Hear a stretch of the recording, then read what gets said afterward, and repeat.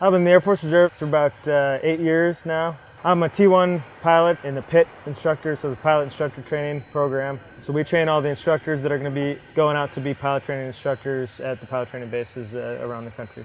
And then I also fly for Southwest Airlines. I got out and also in 2007 and started with Southwest Airlines. In addition to that, we take positions on in the active duty squadron, so I'm also an ADO in the active duty squadron. So I get to play a little bit of reserve hat and a little bit of active duty hat, and then of course the civilian world as well. So we become the subject matter experts on the T1, being in this aircraft for such a long time compared to some of the other active duty people who will stop through for just a couple years. I've been flying it for 7-8 years now, just in the reserves alone, and then 3 years prior to that.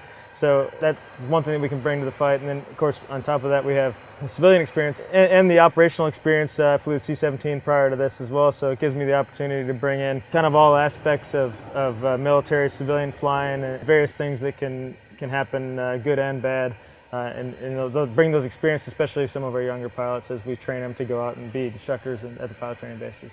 Well, they have a lot of nice benefits. One of the best things that we've had here recently is the introduction of the Tri-Care Reserve Select, which is one of the medical benefits, which has been really a blessing when it comes to medical. As the prices increase at most of the civilian jobs, the benefits here have really been helpful for my family and many others. That sense of duty and being part of the team that we really get to keep with versus just leaving the active duty and walking away from that. We all kind of came into the Air Force with a calling, and we're able to continue that and still pursue other opportunities outside in the civilian world. But it's been nice to come back, hang out with the boys, hang out with the girls, and really have fun in the same capacity that we did in the active duty, but be able to do it in the reserves as well. It's been really nice. It's a really great way to continue your career and still be able to pursue other opportunities.